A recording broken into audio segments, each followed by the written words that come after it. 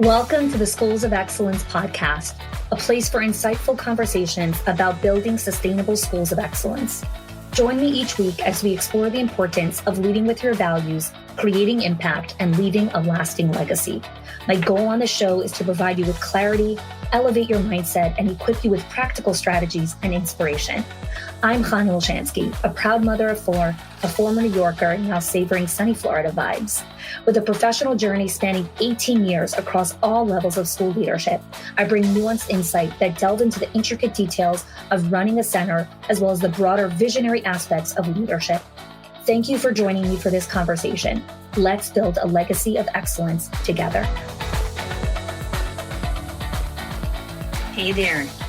Today's conversation is with my business mentor, Todd Herman. Todd has been working with the highest achievers in sports and business for over 2 decades. He's the creator of the multi-award-winning leadership and skill development program, The 90-Day Year, and he's the author of the Wall Street Journal best-selling book, The Alter Ego Effect, which is the power of secret identities to transform your life. He's also written a children's book to help young kids navigate tough stuff, which is called My Super Me. Todd's professional programs are delivered annually to over 200,000 professionals in 73 countries. Named by the Boston Herald as a training superstar, Todd has been featured on the Today Show, Wall Street Journal, PBS, CBS, New York Times, Fox Sports, Inc. Magazine, Business Insider, among many others. Originally from Alberta, Canada, Todd now lives in New York City with his wife and 3 children. Now, if you've been part of the Schools of Excellence world for a little bit, in 2019, I invited Todd to deliver the keynote at the Summit of Excellence in New York City on his book, The Alter Ego Effect.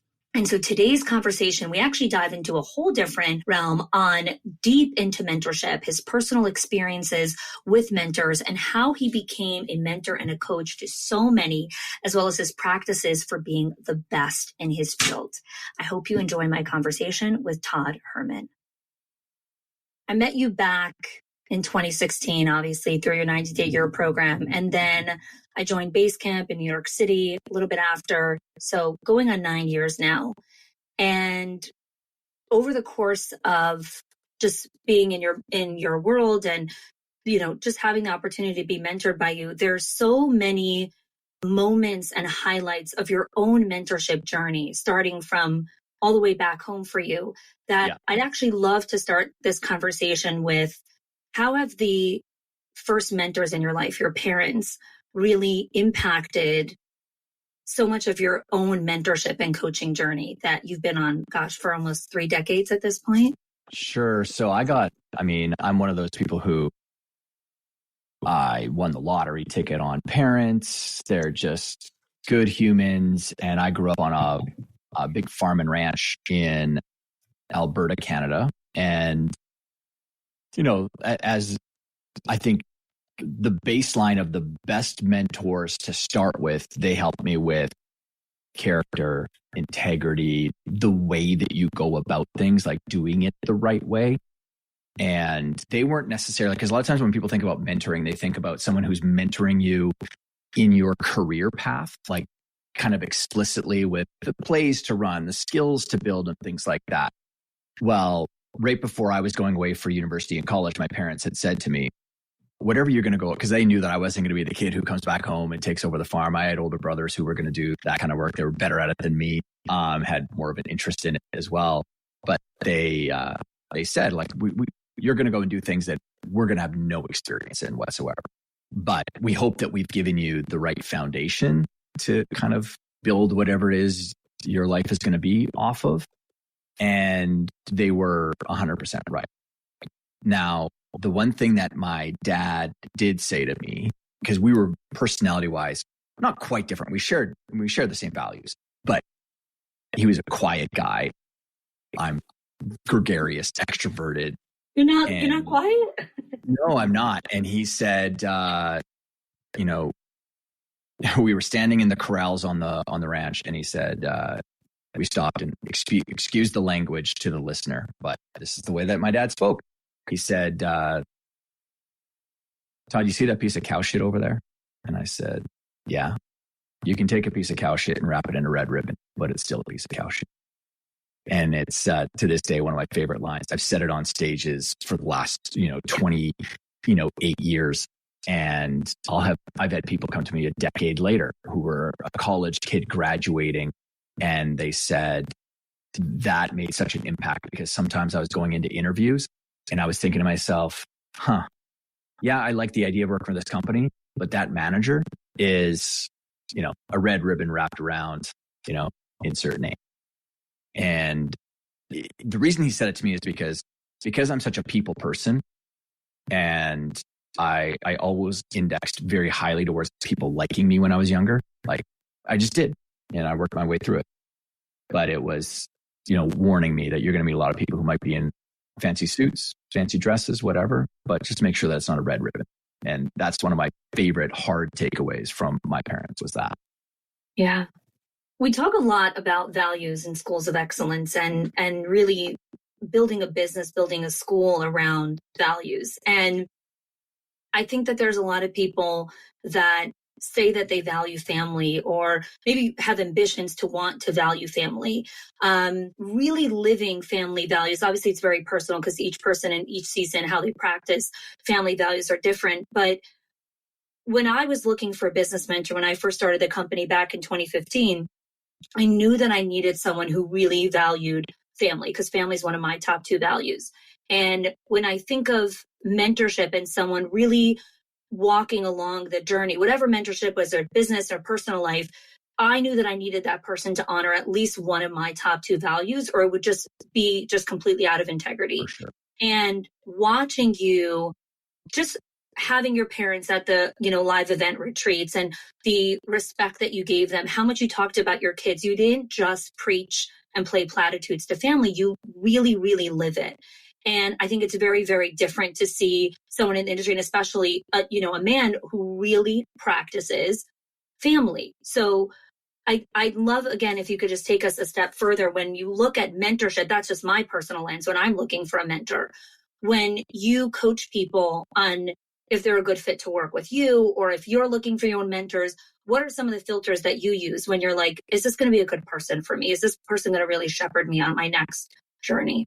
Yeah, sure. So number one value is if someone talks about money too much, the making of money, getting money, and not even in a negative connotation, but all their goals are just wrapped around scaling business or something like that. That's not going to be a great fit for me whatsoever. There's 2 of the worst partnerships I've ever been involved in were people who I learned after the fact cared their number one value, it seemed was money. And then they did things that were just outside of what I would do from my own character standpoint. So that's the biggest red flag as a miss for me. Now, it doesn't mean that they can't be right for someone else, but that's just not something that I overly care about. I just got off of a call with a private client of mine. It was like a quarterly strategy call with him. And one of the top wealth managers in North America owns private woodlands in Pennsylvania and has private jets and all that. And we are extremely similar people. And he has just one ethos for his success. And that is the only thing that matters is client success. And now on the back end of that, because his focus has been on that, he's built up this amazing, business.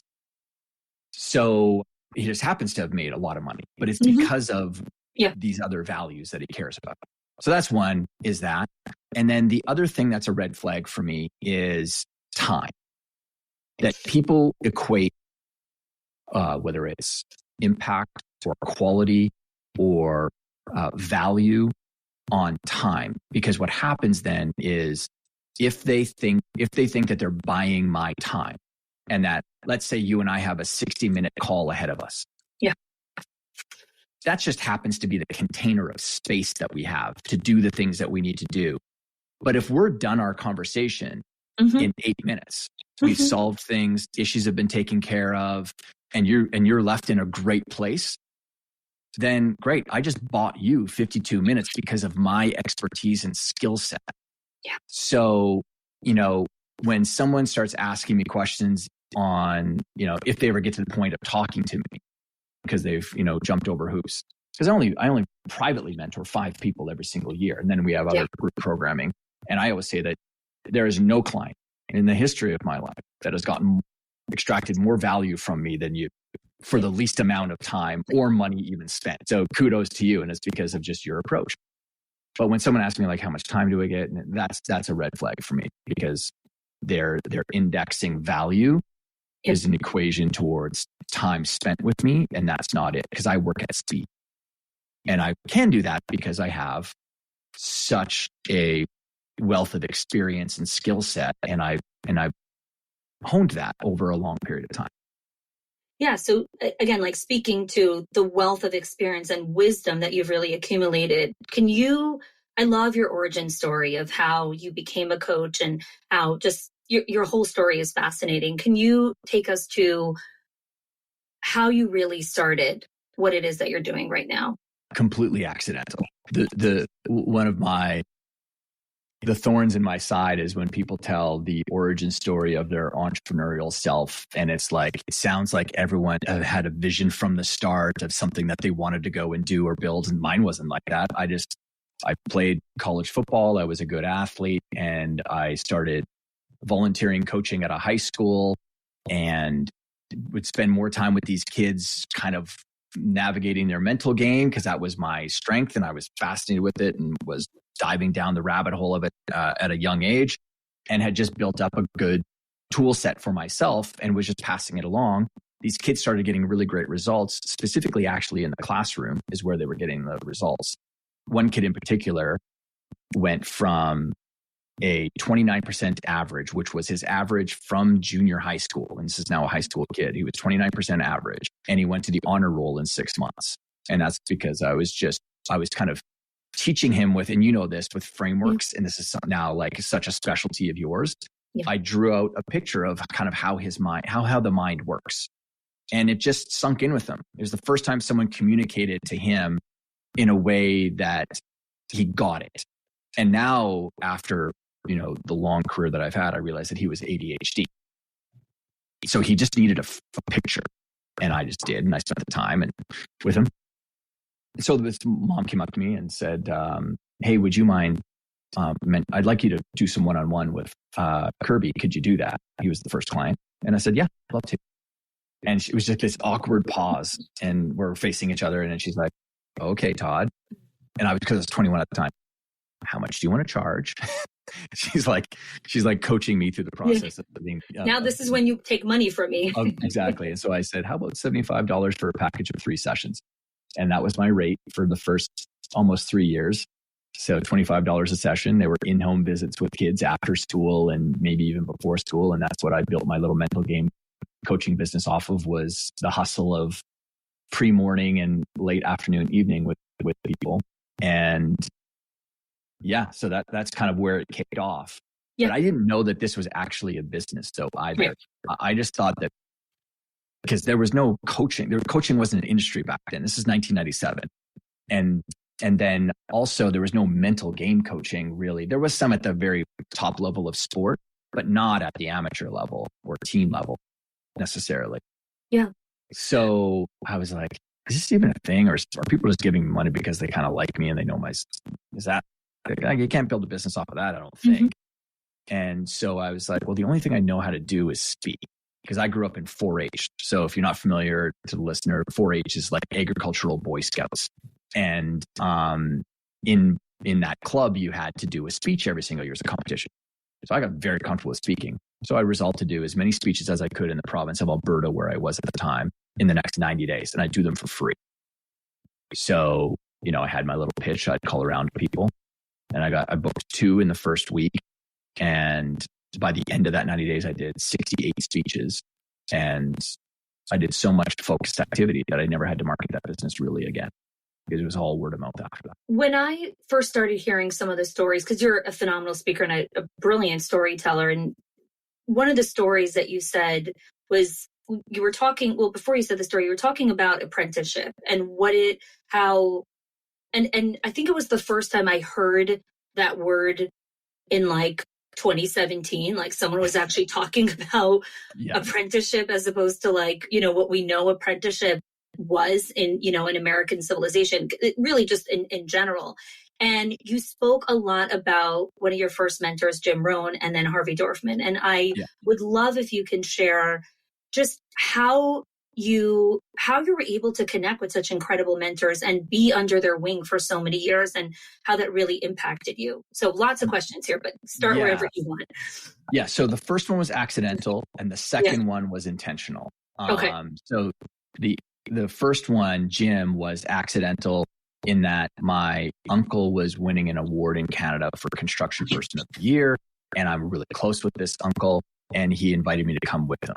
And so looking back, it's say yes to opportunities when you get to get around, people that are either way outside of your world or way above. And I'm a young guy. So I said yes with my uncle, and here I am sitting at the head table because I'm a guest sitting next to my uncle, and I'm talking to this gentleman, and he's asking me all these questions. I had just won this little award, and he was, asking me things that people had never asked me before, like what's your vision and what's your goal, and very basic, almost personal development or goal type question or self-help type questions maybe. But no one had really asked that. No one had those conversations with me.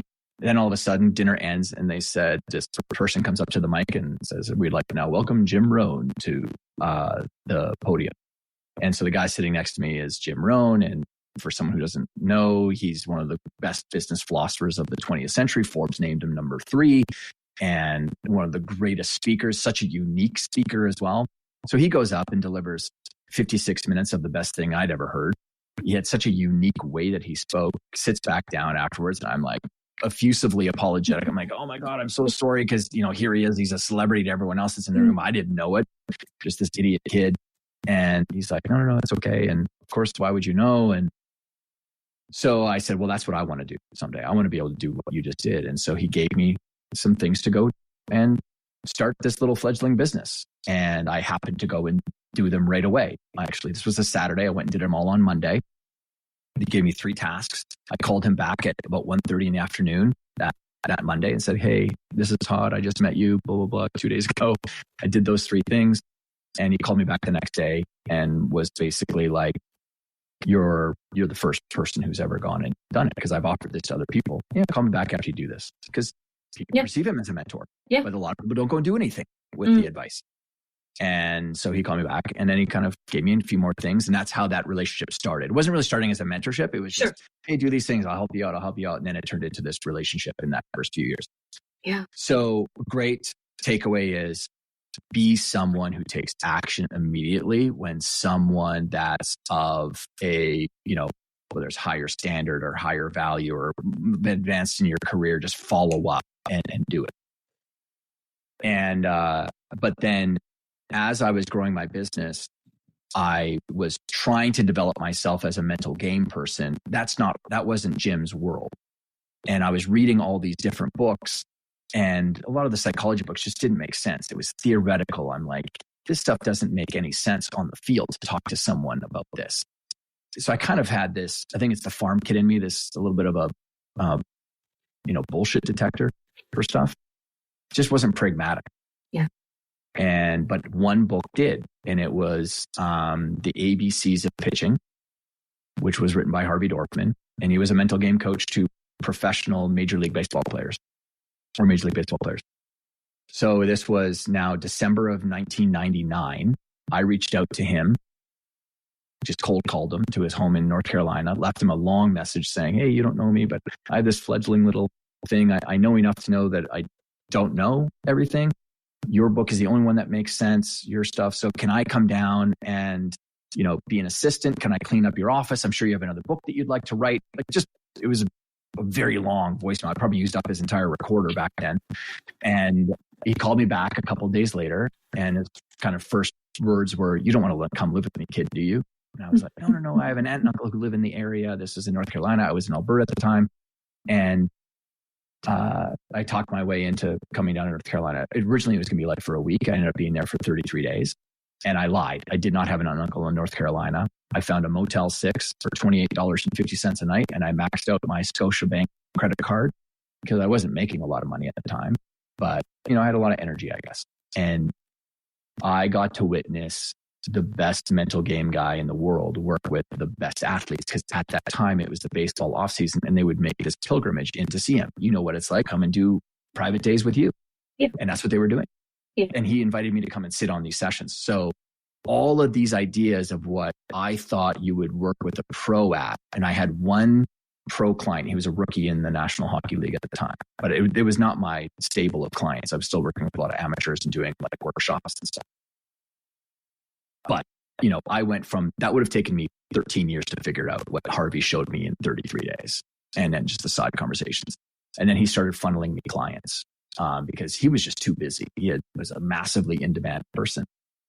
And that's the second order consequences of a great mentor, is how many other doors that they open for you. That's not the primary promise. And anyone who goes into a primary promise of a mentor is they're going to open doors for me. It will never work for you. Never work. You've got to go in to serve. I went in to serve. I wasn't necessarily going in. My pitch was, through osmosis, I'm going to learn something from you, Harvey. Like, let me just I'll be an assistant for you. And so that's a mistake that people make, even when they reach out to me, it's a very selfish approach that they take, because I get pinged a lot. I'm sure. Right. Especially with social media, it's so much easier to reach. Yeah. And that's okay. It's just that they don't make it easy for, me or even the team to say yes. Yeah. I have so many questions around this, but I think the part I want to dive into is like, you took such a bet on yourself. You really took this bet where I was like, I'm going to go and get mentored, but like, I don't know what's really going to happen. There was like, he didn't lay out this like perfect 30-day plan for you, but you believed enough in yourself to take this risk and go and do this thing. I don't even know what the question is. Like, what did you believe about yourself? Why did you believe it was worth it? I think so many people want mentorship, but get stuck on like, but what's the ROI? But what's the plan? But what am I going to get? But they're so calculated in advance, and you didn't do that here. And look at the ripple effect that happened for you. Yeah, there's a couple things there. One, it was born out of the other thing I didn't share at the beginning with regards to my mom and dad is when they were talking to me about going away and having this career, whatever it was going to be, they just said, whatever you go and do, just tuck yourself under the wing of people who are the best. Don't settle for anything less than the best. And, I still get chills from. Yeah, I just got the chills. That's so beautiful. And, I didn't know all the layers of amazing philosophy that's below that at the time. Now I can look back and I can see it. But I don't know that I would have chosen it if they didn't tell me it. Because I don't know that I had you're giving me credit for having a lot of self-belief, but I didn't really have it. What I had was, I had a real desire to do right by my clients. I saw a lot of young kids come to me after they had worked with some, quote, like sports psychologist or something, and they had steered them very, very wrong. And it really bothered me because at their age, and to the people that are listening, like these are people running schools and teachers, like you're such in a massively impactful, period of time in their lives, and anything less than giving kids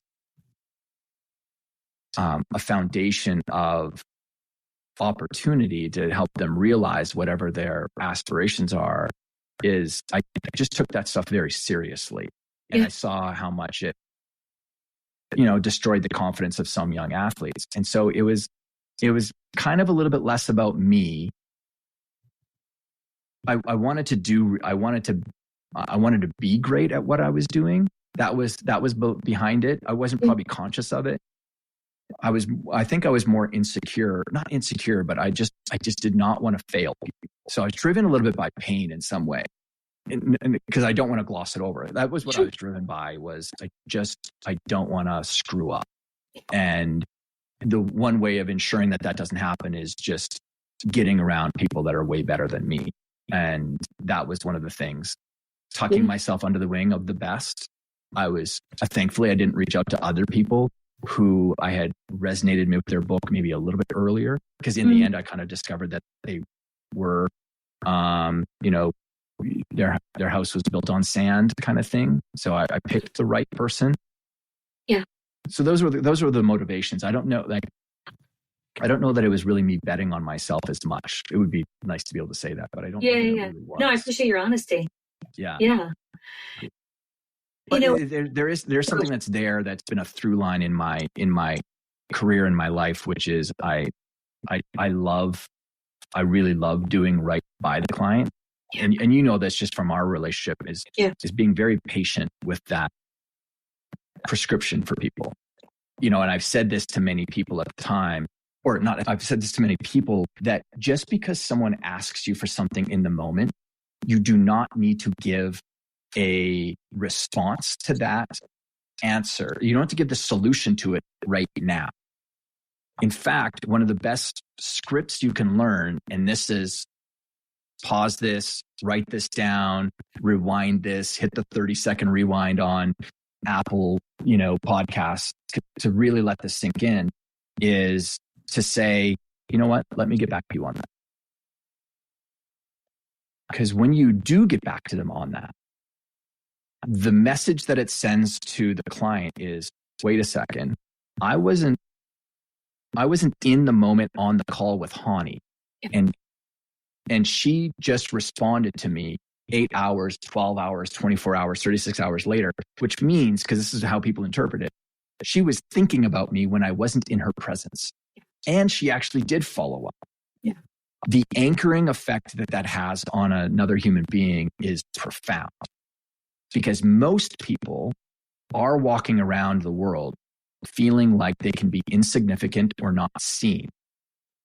And I mean, this goes deep with people. And I know this because I've done this for a very long time, and people have followed up with me afterwards saying, I just gotta let you know, no one's ever done that for me. Or, I just want to let you know how much I appreciate you taking the time to get me the right response or the right action or the right advice.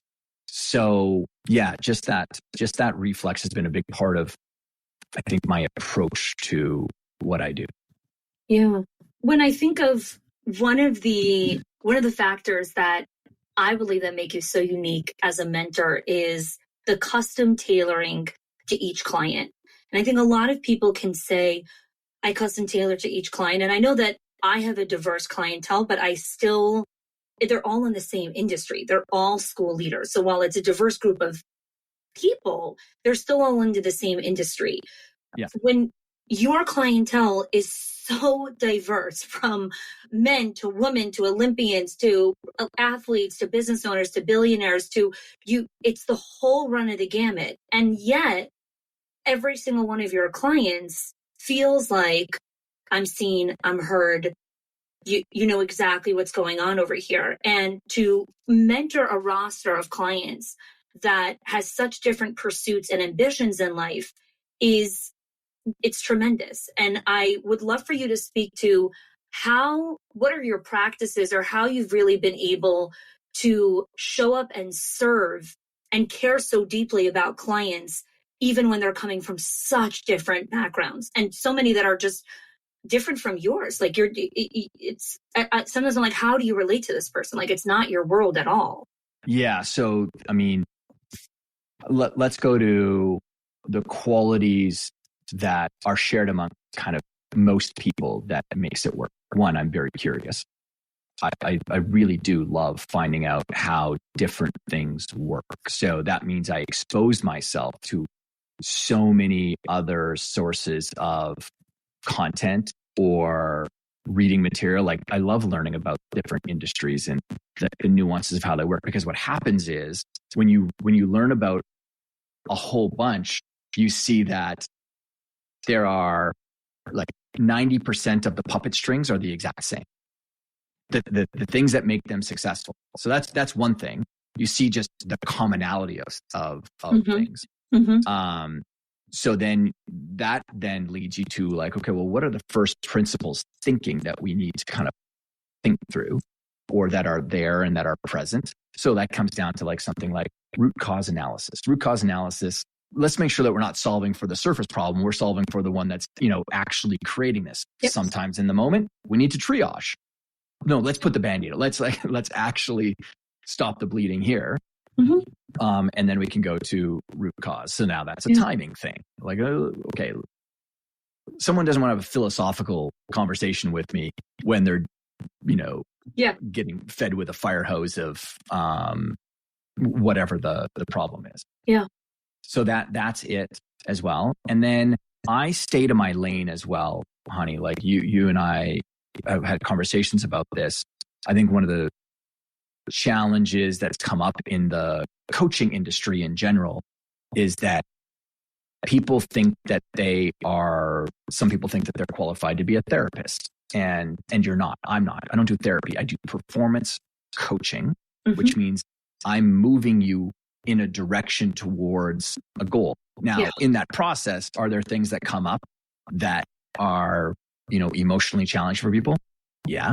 That doesn't mean that they need therapy necessarily. That just means that they need to develop their emotional management skill set. So I stay in my lane as well. And then learning and developing a lot of understanding around the human condition, human performance, how humans operate, how humans work inside of social systems. I can apply that to an athlete. I can apply that to a financial person who's running a big company. I can apply that to a woman who's growing the largest training and coaching company in the education sector, right? Like there's so many commonalities that are there.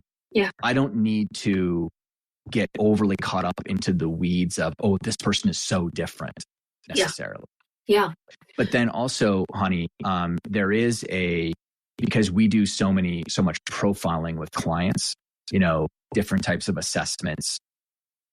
So where that comes into the uniqueness factor that you're talking about is being able to be a shapeshifter in your language, articulating it in a certain way for you that's meaningful to you. Like I know what your values are and things, and I can make sure that we try to recenter you back on, hey, this is most likely why you're doing this. Yeah. Just so you know. Yeah. But then someone else being hyper aware of what makes them tick.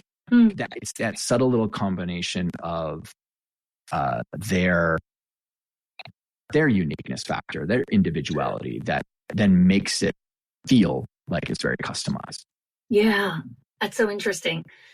So one of the things that were such a huge draw when I first heard you speak and coach on a 90-day year call, and why I ultimately ended up signing up for Basecamp, was the quality of questions that you're able to bring to a coaching call, to a conversation, are so different from really anything that I see anywhere on any podcast that I listen to, books, like the quality. And for me, that was such a draw because I'm like, I want to be able to ask questions like that. And over the course of just years and years, I've honed that craft, and I'm grateful that I'm able to just ask clients questions in that kind of way.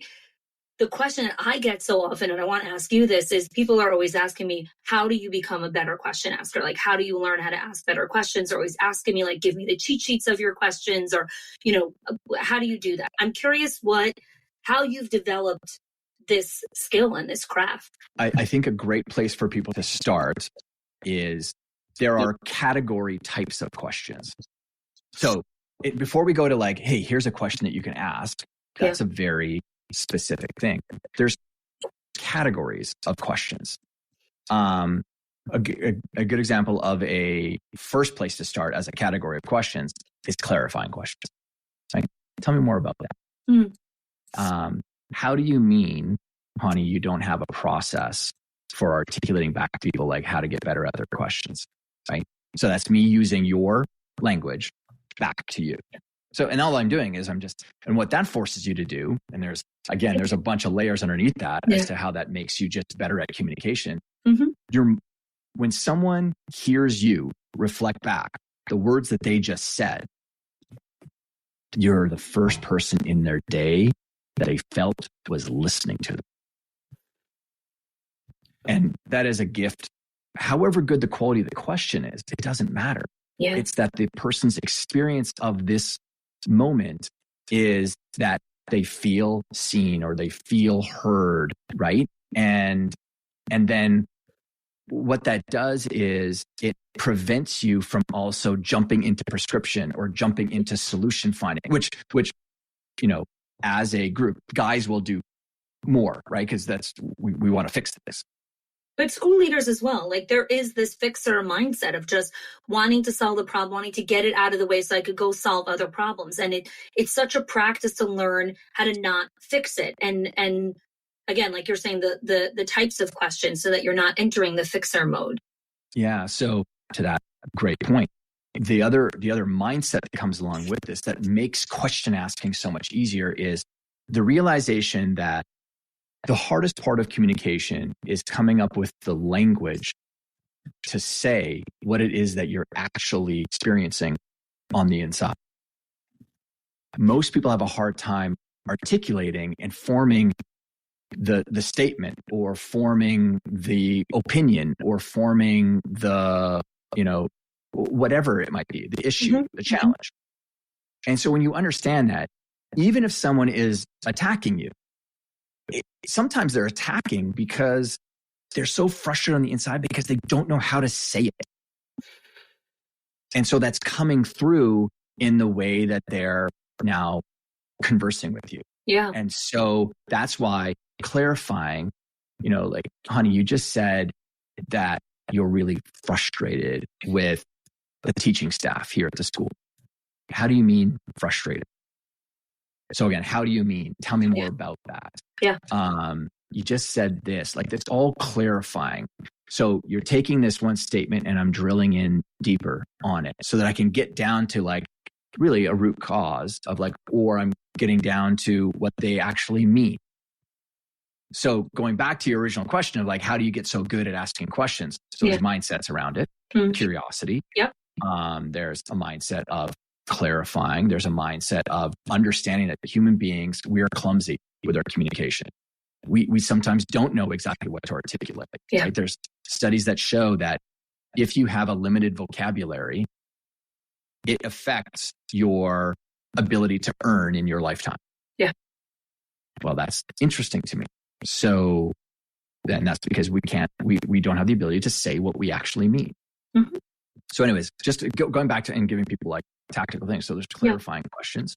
There's also evaluating type questions. In evaluating type questions is when someone has already come to a preconceived idea or notion of a way forward. Let's evaluate that. So on a scale of 1 to 10, if you took that action, is that going to get you to where you actually want to go? Because sometimes people are very good at problem solving, but they're not actually very good at going to where they want to go. Because you can be great at solving problems. That just doesn't mean that you're actually getting to where you want to go. Yeah. Yeah. And then there's options type questions. So people typically will anchor on an idea of what they should do right now. And they haven't thought through all the other available options using all the resources that they have. So in a school, it could be teaching staff coming to the director or the, owner saying, we need to hire some more, or we need to, buy some blah. So they're solving it with a money resource as opposed to an innovation or a creativity resource. Like there's other ways that we can solve this thing that has nothing to do with spending money. Yeah. Anyways, just coming up with different types of categories of types of questions. I love that. I love that. And so it's a very simple step to get started and just reframing some of the questions or reframing some of your initial default responses. Even if they shift a little bit, you're already starting to change the language which is changing the culture of the company. Yeah. I want to go back to something you said previously on, really how you stayed in your lane and how you don't do therapy. One of the things that has happened, since 2020 with just so much more emotional angst, volatility in the world, economic contraction, staff are coming into school with just a lot of weight, a lot of their own just personal stuff. And a lot of leaders are finding themselves almost holding the role of the listener, of the therapist, holding that container for them to like work through their stuff. And a question I get a lot is, how do I make sure I don't enter this role and I really stay as the mentor and the coach and, and the advisor? And the thing I often go back to is like, I don't think you have a real definition of what it means to be a mentor in this school. I think everything is very blurred for you. So you become this and then tomorrow you become this. I'd love to hear, how have you been able to be so disciplined about staying in your lane, as a mentor, even though people come to you with a lot of stuff. It's not unique to schools. Yeah. One is helping people organize in their brain where I sit on the shelf.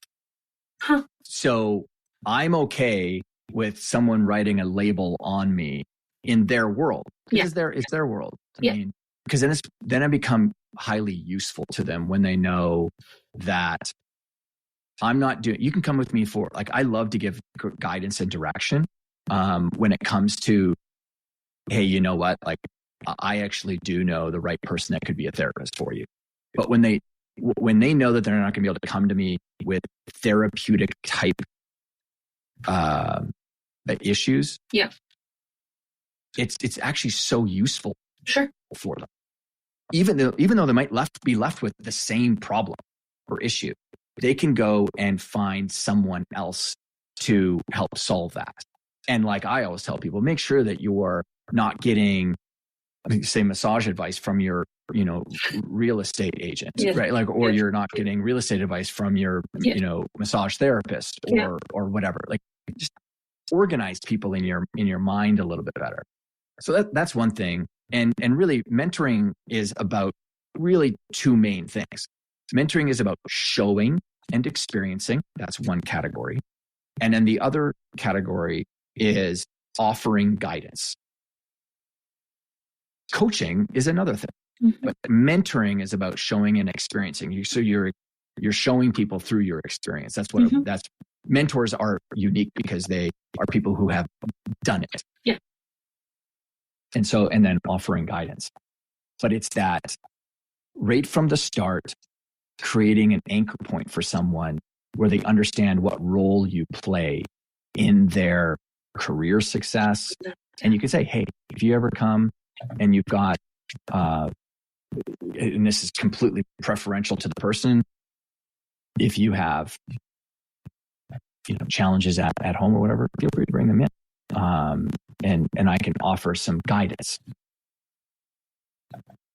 But I'm not going to be, I can't do 2 hours on the couch. I don't know. I mean, even saying that, I don't think you need to be so explicit with it. Yeah. When I think of how a lot of young... By the way, not to, but does that actually answer your question? Does that help? Well, because going back to your question, you were saying that, during, especially since COVID, people have been really challenged by maybe the emotional needs of teachers. I think the context of what I was bringing the question from was, I think the leader wants to help, especially driven just by caretaking, nurturing part of themselves. And when they see a teacher in pain or someone that's struggling, they really want to support them. The challenge is, and I love what you said, of just like, what role do I play in this person's life? I think it goes a little further, because so many people are really lonely and they don't have other people in their life. And, the school really is like a sanctuary for them. It's like a haven. Like the leader is almost everything for them. And it takes a lot of unshackling of the leader to understand you can't be everything for your staff. You have to decide how you're going to show up as a mentor to your team, because yes, you're the leader, but you're also a mentor because you're showing and role modeling, and your leadership team is looking at you. So I don't know if you answered the question specifically, because I think anyone that's listening to this has their own lens of how they're thinking about the question from like their own world. But I think maybe if I had a follow-up question, it would be, in the moment when someone's coming with their package, how can the leader recognize that and stay in their lane in that moment, so that they're not getting dragged into a conversation that they really shouldn't be invited to? It is such a cheat code when you tell other people, you know what, I'm wholly unqualified to be able to handle that for you. I say that at least 3 times a week to clientele. Because again, it goes back to this idea of staying in my lane. Yeah. Because there are a lot of things that I am wholly unqualified to give you very targeted advice on. And so that sounds like it would be dismissive to some people. No, there are many people who would be like, oh, thank you. Like you could, because giving people the energetic space of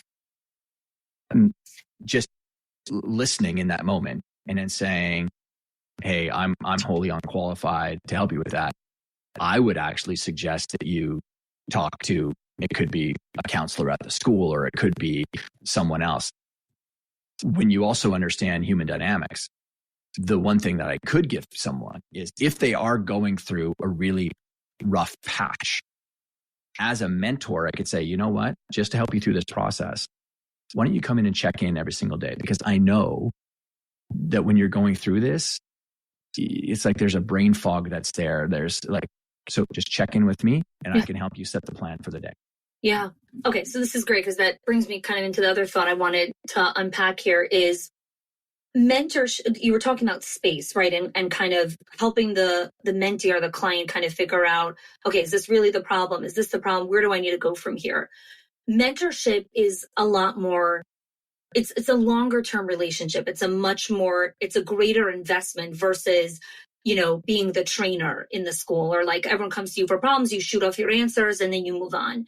And as I'm working with leaders and school leaders who come to work in our membership, when I start to talk about mentorship, there's so much resistance that comes in because it's like, but that's going to take so much longer. But I don't know if I have the bandwidth to have that conversation, but that's exhausting or whatever it is. So I'm curious to hear, because again, I know you've been a mentor for so long and you've had the privilege to be mentored by so many people, by some amazing individuals. I'm curious the lens that you look through mentorship when you hear other people that are struggling with resistance or like, this is a long game. This is not, a quick fix. Well, I mean, I look at it as the reason I don't have resistance around it is because it's just a way of being. Like I'm always going to be mentoring. I'll always be coaching. Yeah. Because I don't even know what the alternative would be. Like how would you not be, because even if you're a massively narcissistic human being, you would still have the perception that you're always going to be mentoring or helping or like whatever the word is that someone would be using to, whether it's serving other people or even if you were selfishly trying to get your own way. Yeah. So my frame on mentoring is it's a lifetime thing. Now, the good thing about that is then because it's a lifetime pursuit, there is no massive rush for me to know everything that there is to know about, because you can't. It's like leadership skills. It's like communication skills. Yeah. It's not a goal. It's a way, it's a process. Mm-hmm. It's just a way that you're going to always get better. Now, I will say, though, that mentoring doesn't necessarily mean that it has to be a really long-term thing, though. Okay. Because there are some people who've come into my world who mentored me, and it was a short term. Yeah. That they came in, and it was really about goal. I had this one goal, and I only needed that mentoring for that short period of time. But if someone in your case, if they've chosen the career or they've chosen the business of this, then the nature of your world is mentoring as well. Yeah. So why not embrace it? The resistance, the lack of resistance will only help you to build the skills that much faster. So the thing that I also talk about is like why we want the long-term relationship with mentoring is that that's a huge factor in retention. You want your staff to stay for a while. You want them to be there. I think just a little tentacle question here is, because I've also had mentors that I've had in my life for like a short period of time. Like they've walked me through a particular season, and then it was like, okay, now I have a different season. I've had different business mentors walk through different seasons. I think one of the things that's unique about our relationship is that I have been through so many different seasons since 2016, and the fact that you're still relevant in my world means that you're constantly evolving and growing, because again, you can only take a person as far as you've gone yourself. But I think I'm curious about some other of your practices of how, because I'm not the only long-term client. You have a lot of long-term clients. How do you stay relevant in someone's world when they're just going through seasons of life? Well, be interested, right? Like, I mean, I'm very interested in your success, and that's not, and just I'm also very interested in your world. Like, I didn't know as much as I know now about the world of private schools, and you know, the culture that happens inside of schools as I am through you. Yeah.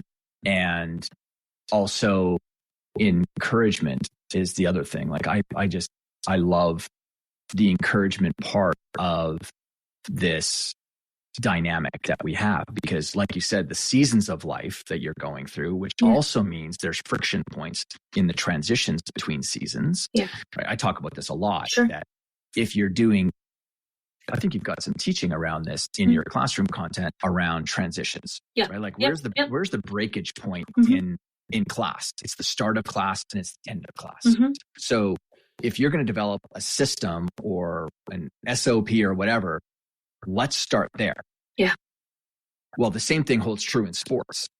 A large percentage of goals that are scored in the National Hockey League are scored at the beginning of the 3 minutes of a period and the last 3 minutes of a period. It's a 20-minute period. And why is that? Because they don't start well and they don't end well. Teams don't practice that way.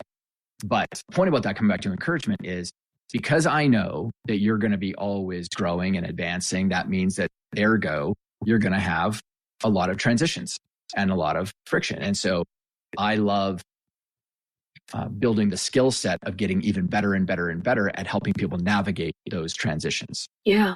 Whether it's mentally, emotionally, biologically, physically, whatever. So that's one of the things that helps, I think, to stay relevant with a long-term client as well. Being interested, and then, those are very basic things. Yeah. Being interested, but genuinely being interested. Yeah. One of the things you had shared earlier, we were talking about just the reps and the amount of hours that you've coached and you've worked with people and mentored people. One of the practices that I learned from you that I still do to this day is so it's funny because I didn't grow up in a sports world. Actually, no one in my son, yes, he's the first person to play any sport. He plays hockey. Yeah. I just didn't grow up in that. So it was funny to me how, like, all of a sudden I knew all of this languaging around sports when I entered your world. But one of the things you had spoken about was watching the game film, and how one of your practices is you go back and you watch coaching calls that you have led. And I do this to this day. I watch hours of my coaching calls, and so much of my content comes from that, podcasting, everything. Why is that such an important habit as an advisor, as a mentor of leaders? Why is that something that, from all the practices, that is, I see it as a non-negotiable for you. And for me also, it's a non-negotiable on my calendar. Well, it's your life. So if you want to be really good at your life, it's very useful to watch you doing your life. So the best athletes don't just get off the field and then immediately go and prepare for their next game. Yeah. They just saw themselves execute what they've been preparing themselves to be good at, or preparing themselves against a team. And now there's so much value in going back and being an observer, not the doer, because it puts you into another role in your life where you get to be an observer of yourself. And you go, so now you've got some objectivity, especially if you do it with the right state of mind, which is, sure, I'm not going in there to judge myself harshly. I'm going in there to have a critical thinking factor and observe myself, and like, oh, so bringing this back to my coaching is, oh, you know what, in that conversation with Chanie, I didn't notice that she had that little physical change. Like, there was something that was there that I didn't pick up on, because, body language stuff, it's not great at lying. And I didn't pick up on it. Like, oh, okay, you know what? I'm going to follow up with her. So it's follow up. So like, hey, Chanie, I was just thinking about the conversation that we had about navigating those difficult conversations with someone who just comes in and tries to dump on you, I wanted to ask, did you get the answer that you needed or really wanted? Like, is there anything else that's there? Again, going back to following up with people afterwards. Yeah. People just don't have that experience. So that's one thing, is there is an opportunity for follow-up to reinforce the relationship with the person, to make sure that they extract the value from me that they could. The second thing is recognition of the fact that, oh, I am really good. That was a really great moment there. And that was because I asked this question. So it's recognition of skill. Yeah. Third, it's to see yourself practicing something that's new as well. So I read a book, I found a question that's really good. I'm going to use it in today's or this week. And I just happened to do it on the call with Chanie. And I get to see myself deliver it. And then I also get to see its results. You're like, oh, it didn't really actually bear fruit like I thought it would. So there's lots of things that's there. My point is where you get better at your life is to also observe the content of your life. I've never heard it framed that way. I think that's really why journaling can be so valuable Yeah. over a long period of time, because you get to go back and, in photos, you get to see your kids grow. Yeah. I love We it. get to see ourselves shift and change as well. Yeah. But how do we log the internal changes if we don't write things down? We don't, because our memory is terrible. Yeah. Yeah. So that's why the journaling is so important. And, like what happened to me was, because I've journaled since I was 12, and really it was more like logging. I was kind of logging parts of my day. Then I noticed that the only time I would long form journal is when life was in the gutter. So what was happening was I was looking back, and if someone else picked up those journals, they'd be like, this sounds like a horror story. Like, is there anything good that happens in this person's world, kind of thing? And so I was like, oh, that's interesting that I'm doing that. And I don't want that. I don't want my kids to pick up my journals, because I want to pass them down to them and only read a horror story. Wow. So even in my journal, there's an entry from 2002 that says, if you've gotten to this point of my journals, you'll have noticed that it sounds like a bit of a horror story. And that's because I only came in here to dump when things were really bad. But from now forward, I'm making a conscious effort to log the kind of more holistic of like, so I'm gonna put in here the good things and capture those moments, as well as the things that I'm kind of wrestling with and challenged by. No, there's that journal sits right over there. I mean, it's also just such a big part of your legacy, if you think of that, and which is like a whole separate thing, which is it's beautiful. So I have two final questions here. You work with people, obviously, depending on the clientele, people bring really hard questions to you, really tough stuff that they're working with, whether it's a particular mindset or a roadblock that they're working through, or skill that they're trying to break through from. Like they're not bringing easy things to you. And one of the things that are, again, just an incredible skill of yours is that even when someone's bringing something so tough and you have to push the person, push their limits, push their capacity, you're doing it with kindness, with empathy, with a lot of care.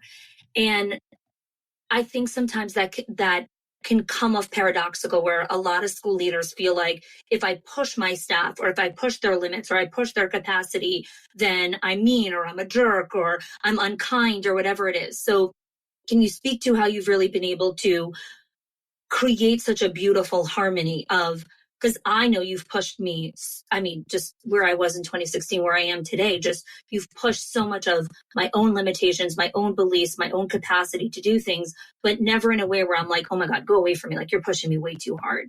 Yeah, sure. Walk us through that.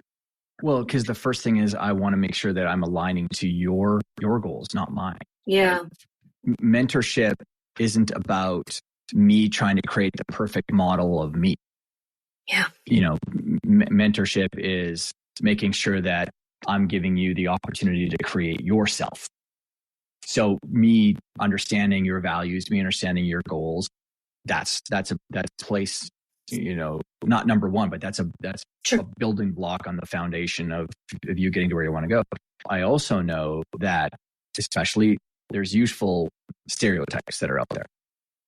We need to investigate them to make sure that someone isn't outside the stereotype, because if they are, then we treat them. But women will under-index on their capability. Mm-hmm. They're just more modest about their capabilities. Yeah. So me knowing that, I want to make sure that I'm modeling back to Chanie that no, you're way better at what you do, or you're way better at this. Yeah. And when I can get you to recognize that, that increases your perceived capability. So when you increase your perceived capability, the next part, think of it like an XY graph. There's capability on the Y axis, and then there's challenge on the X axis. So if I can increase someone's belief in their capability, and they actually are capable, well, that means I can also increase the challenge for them. So I can push you, say like, I don't think that that's a big enough goal for you. Yeah. You're going to get bored. Yeah.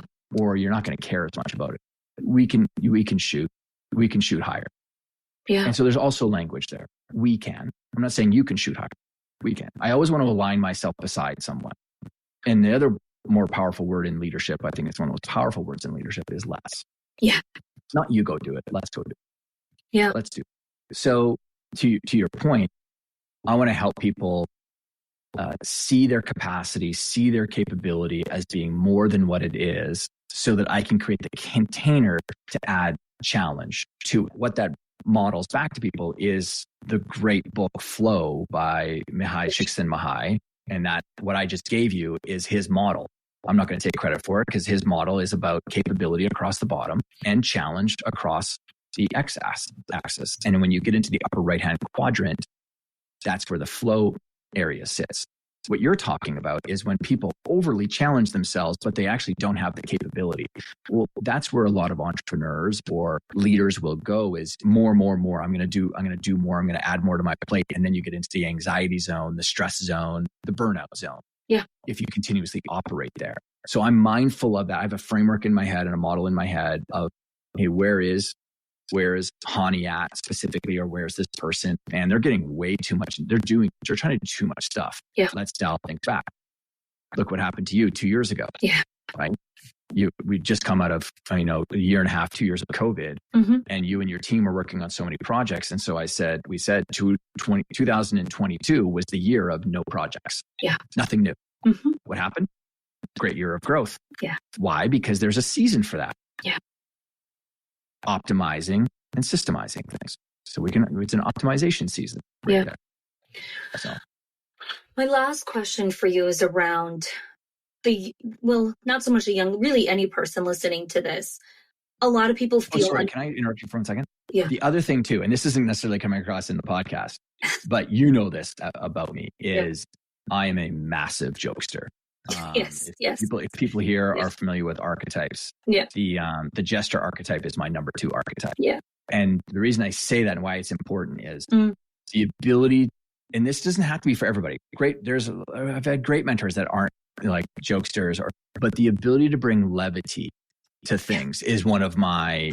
So like humor, and because sometimes people are coming in tight gripped on an issue and I need to relax them a little bit. And so for me, the ability to use like nicknames with people and joke around is a big thing, because we take our lives very seriously. We take ourselves really seriously. And so I want to make sure I play a role too of having some like levity and fun as well. That goes a long way. Yes, I do agree with that. And that's true. That didn't really that side of your persona didn't come across in the conversation. No. As much. So my last question is around just a lot of leaders feel like they feel like they can't be mentors. Like, I don't have enough to mentor. I just want to sit in this lane. I just want to tell people what to do or show them the training and I find that whether you want to be the mentor or not, when you're in a position of leadership, you are mentoring these people. These people are looking up to you. You are this role model. And I think a lot of the resistance, again, to be that mentor is like, well, everyone's looking at me now. I'm like, well, everyone's looking at you anyways. Like, it's just, you're in that position of leadership. So I'm curious how you would speak to the mindset of the leader who feels like, I don't want everyone to be looking up to me. I'm not, perfect yet. I still struggle with all of these things. This is also still too hard for me. How can I mentor this person on this? All of that chatter. Yeah. So I'll tell a quick story. Yeah. When I was 19, 20, I managed to get into like managing a restaurant. I was a waiter while I was in college, university. And just love the hospitality space. Being an outgoing person, you could put me in a better element. Yeah. And I was promoted into this one management role, and I took over a part of the business that was struggling, like profitability wise. I think in the entire network of companies, we were one of the least profitable. And within 6 months, we turned it into the most profitable in the entire company. And I won this. That's the award that I actually won that Jim Rohn had recognized, because I won this Restaurant Manager of the Year award inside this big company. Yeah. And there was no magic secret what it was. So I identified just a couple of things. One was the schedule. I'm not going to get into that. A lot of waitresses and bartenders were getting scheduled on days that they couldn't because of university and college. But the one thing that I noticed was when they were going through their sections, like the tables that were being served, they were using just their hands, and they were just piling up glasses, and they had to make multiple trips back and forth. So right before every single lunch rush or dinner rush, I would say, I need all of you carrying a tray. You just carry a tray. That's the only thing. I just carry a tray. And when they would, and I would say, see this tray? This tray is like Superman's cape. Put it down. You got no cape. Pick it up. All of a sudden, you're a superhero. Again, joking, levity, but they got the point. And when they would walk by, if they didn't have the tray, I'm like, where's your cape? Come on, put your cape on. And they were like, oh, Todd. So joking around. But all of that to say, what a lot of managers would do, and I saw this, is they would be standing around watching people do their work. It's the lunch rush. My whole idea was I'm there to help and serve these waiters and waitresses so they can get the most amount of tips possible, and the customers, get in and out in their lunch. And that was the magic secret. I just wasn't the manager who stood around.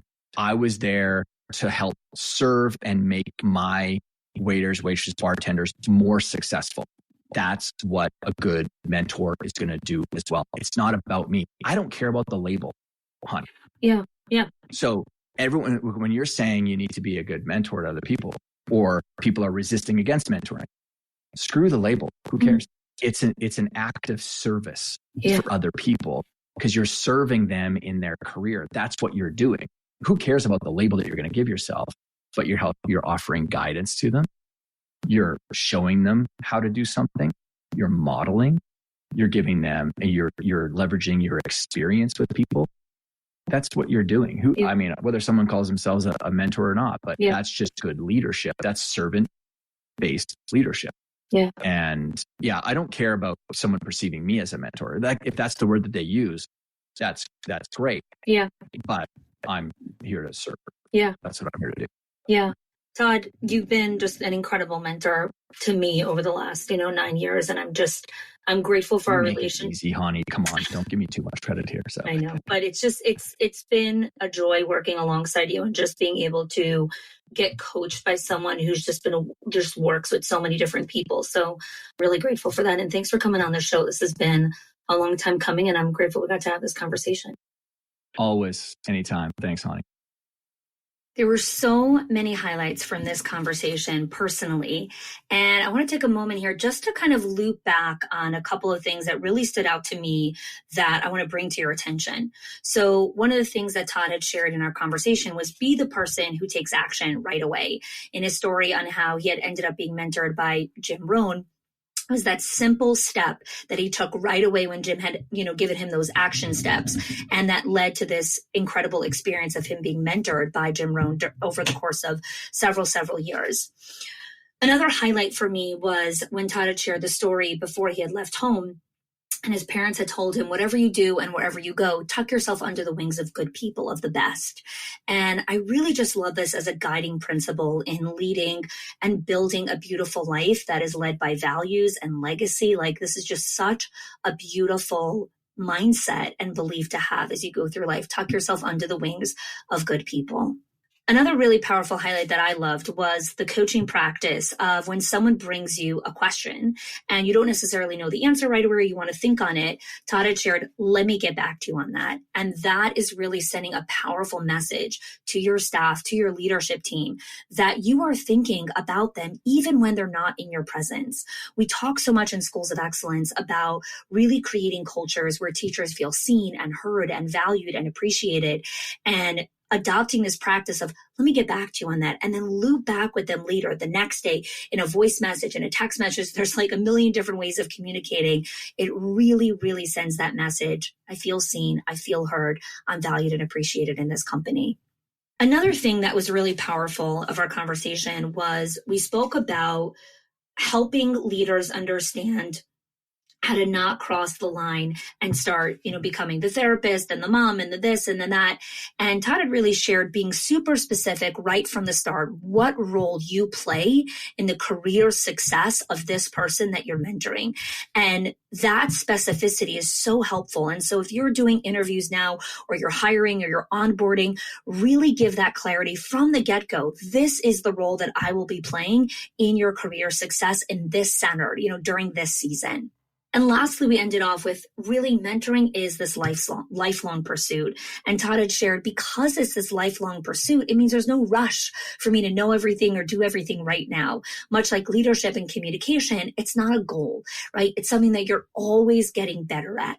And as you understand the personal values and goals of the people that you're mentoring, the leadership team, you're really able to embrace this lifelong pursuit of what it means to be a phenomenal mentor. So if you enjoy this conversation and you're looking for more of this content, you want to, dig into what Todd has to say about mentorship and a lot of his other work on the alter ego effect and other things, definitely go check out Todd's website. It's in the link is in the show notes, along with some of his incredible books. So like I said in the beginning, if you do not have a copy of his book, The Alter Ego Effect, the link is in the show notes. Go get yourself a copy of that book. And his children's book, My Super Me, my family has a copy. I've purchased that as gifts for some of our clients to put in their school library. So if you have young kids, this is a great book to bring into your home. And if you don't, and you want to add it to your school library, definitely check the link in the show notes. You can check out that book as well. And of course, you can follow Todd on social media. All of his link is in the show notes on Instagram, Facebook, Twitter, and LinkedIn. I hope you enjoyed today's conversation, and thanks so much for joining us today. If you are loving the Schools of Excellence podcast and have gotten any value out of it for your school, I would love if you can do two things for me. One, subscribe to the show so you never miss an episode. And two, can you please leave us a review? Reviews help other school leaders know that this is the place to learn how to build a school of excellence. And I would be so grateful if you can do that for us. Your help and support makes this show to be able to be listened by the thousands of other school leaders all around the world. Thanks so much for listening, for giving us your time and attention each and every week. And I appreciate that you have joined us.